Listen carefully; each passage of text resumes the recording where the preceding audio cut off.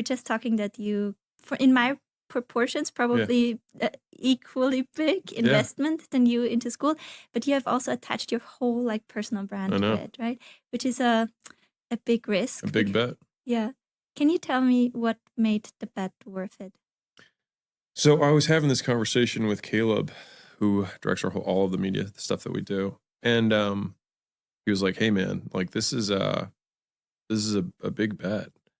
And I said, you know, opportunities only look like risk today. And they look like opportunities in retrospect. And so like if something has risk on it, that's usually why there's an opportunity. Because the really obvious opportunities aren't opportunities. Because they're already discovered. Once all the risk is out, then usually the upside's very capped because everyone can see it. Yeah. And so for me, I felt like I have a number of advantages going into making an analysis of a company like that. One is we invest in companies, period. Secondly, it's in right now the education space primarily. And so that's a space that I know very, very well. And third, what I know is how much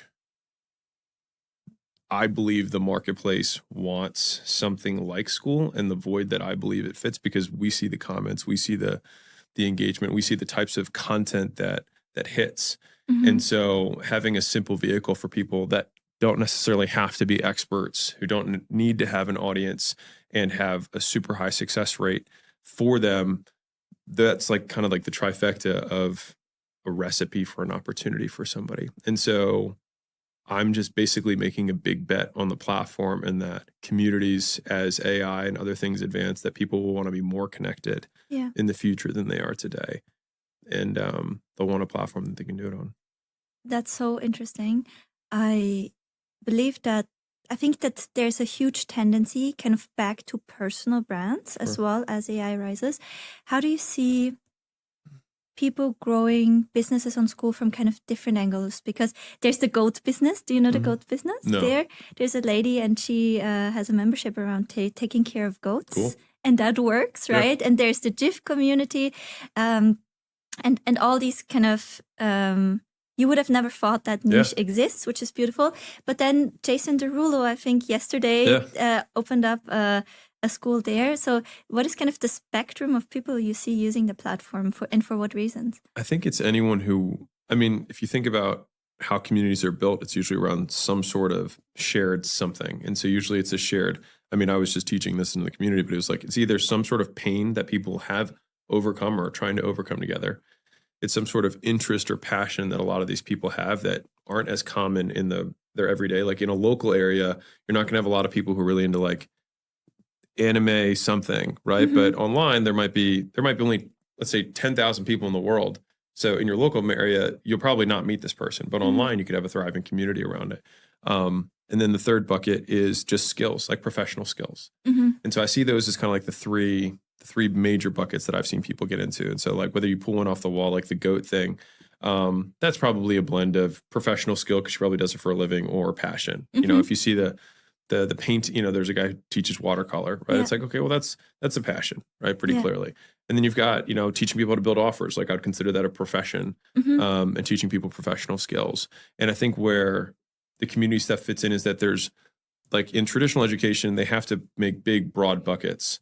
But the actual real world is not big, broad buckets at all. It's lots of very tiny, tiny, tiny, tiny slivers. And so in a world of education, if you can just teach someone a very tiny sliver, they can fill that sliver in the marketplace very quickly, because they don't need to learn this big block and then narrow down. They can just learn what they need to do in order to be successful for you know, phone flipping. You know, it's a tiny little, you know, thing. And so I think that's what allows it to work, because as a platform, it's like Wikipedia. Like Wikipedia is better than Encarta, which was the old, like it was not the dictionary, but like it's an encyclopedia, right? It was just where you look stuff up. But Wikipedia was able to beat them a million times over, because it crowdsourced all the information. And so there's no one person could ever be trying to assemble all the information in the world in one place. So they just said, write about whatever it is that you know, and they just had a system to keep curating the content, make sure that the quality was there. And so by crowdsourcing, they were able to keep the platform what it is. Mm-hmm. And so I think that Skool works the exact same way, just around communities rather than topics. Mm-hmm. That's a really good perspective. What do you think about kind of influencers going on the platform? Yeah. And then also, what do you think about the personal brand being kind of the main driver? Because even you with the Skool Games community, which I think is the first 7-figure community, right? Per month. Yeah, technically. Per month on Skool, it's driving off your personal brand, right? So what do you think, what importance is the personal brand? Will every community kind of have to have one? Where do you see that going?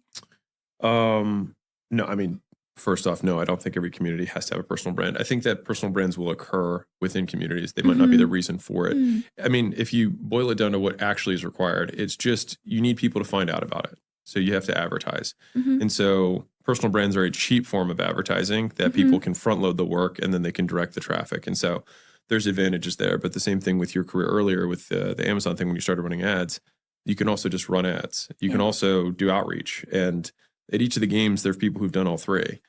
And I consider, affiliates, referrals, things like that.